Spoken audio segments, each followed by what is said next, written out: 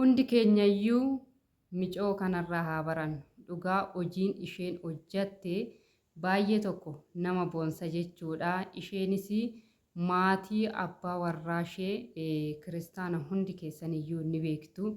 Isheenis isaas sababa kiristaana ta'aniif hoolaa lama bittee hoolaa tokko maatii isheetiif hoolaa tokko immoo maatii abbaa warraa isheetiif qaltee manatti simannaa ajaa'ibaa taasisteef. Dhugaa baay'ee tokko nama boonsa. Maal kana qofaree uffatarree bittee fi uffata hunda isaanii hin beektu. Namoota baadiyyaa gaafa uffata bituu dhiisii qarshii 10 gaafa kennituuf ammam akka isaan nama eebbisan jechuudha. Dhugaa baay'ee tokko eebbisanii baay'ee tokko namatti tolu. Mee viidiyoo kana ilaalatii waliin jiru. Maatiin abbaa manaa kiyyaa immoo hundi isaaniiyyuu kiristaana. Saniif jedhee hoolaa lama bitee jechuudha.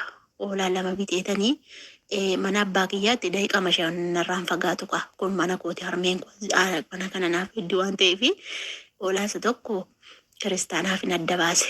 Hoolaa isa tokko immoo musliimaaf hin adda baase jechuudha. Walumaa galatti hoolaa lama qalee adda addan baase. Maaliif jennaanii warri keenya muluun iyyuu musliima waan ta'eef mana abbaatti godhe jechuudha.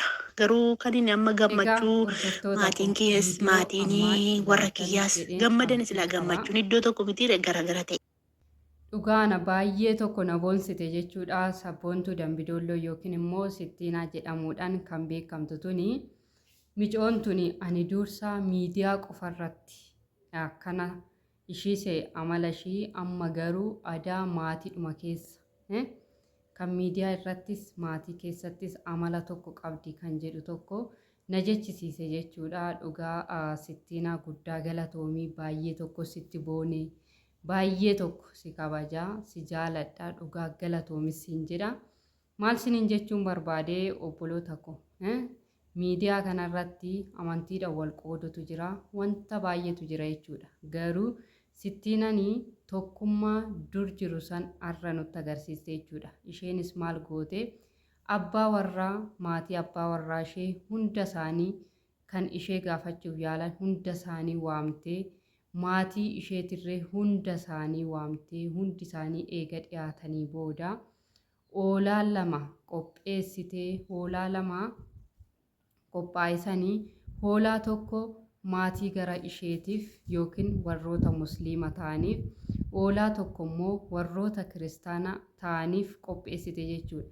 Dhugaa rabbii ammarree waaqayyo jechuudha wanta ati yaaddee itti siifaa guutu. Dhugaa wanta ati yaaddee itti siifaa guutu. Baqa hundi keenyayyuu osoo yaada akkasii qabaannee amma eessa geenya baqa eessa geenya osoo tokkummaan akka abbootii keenyaa akka haadholii keenya duraanii sanii amma jiraate hundi keenyayyuu ati musliimaa ati kiristaanaa ati amantaa biraati jennee wal arcaasaa hin deemnu jechuudha.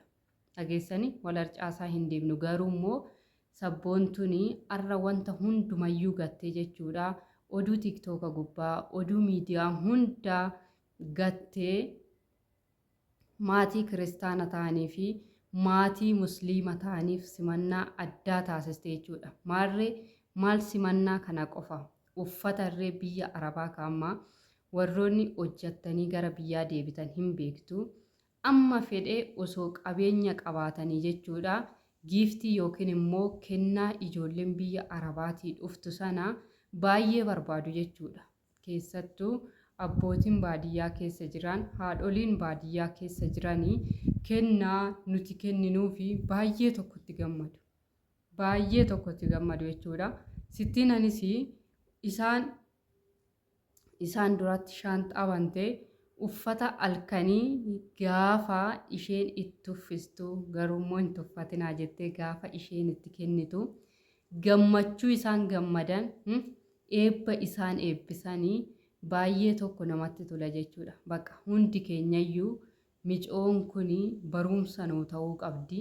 Isheen immoo laallee fuula duratti tarkaanfachuu qabna. Baqa fuula duratti tarkaanfachuu qabna. Keessattuu ijoolleen amantaa kiristaanaa, amantaa musliimaa, amantaa intinaati jettanii wal qooddanii kun barumsa siniif haa ta'u. Wal qoodinsi bu'aa hin qabu.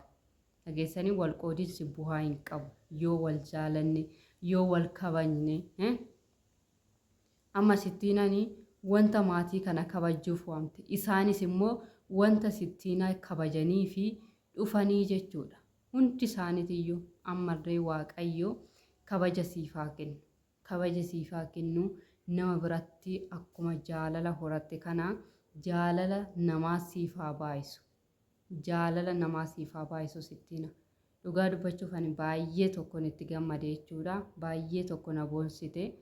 Keessattuu bakka kan baay'ee itti gammade kennaa isheen itti yaaddee biyya Arabaatii bittee dhuftee kenniteef kuni ana baay'ee tokko na boonse jechuudha.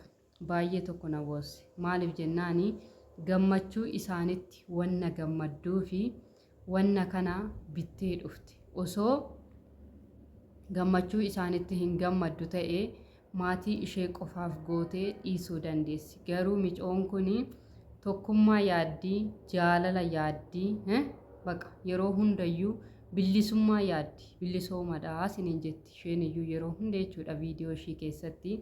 Tokkummaa nuuf haa kennu isiniin jetti yeroo hunda tokkummaa wanna yaadduuf. Sababa sanaa fi maatii ishee qofaaf wanta yaaddu hin goone, wanta yaaddu hin goonne isaaniifis immoo akkasitti garaa isaanii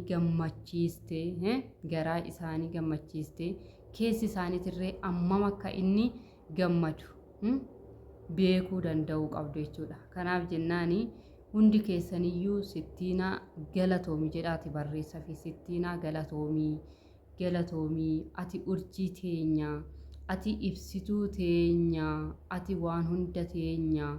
Kanaafi sittiinan tuni guddachuu qabdi jedhaati sittiinaa biraan naagaa baqa. Dhageessanii? Kanaaf sittiinaa akkuma kanatti haaluma amma deemaa jirtu kanatti itti fufi. Waaqayyo immoo lafa yaadde bakka yaaddeen si haa ga'u.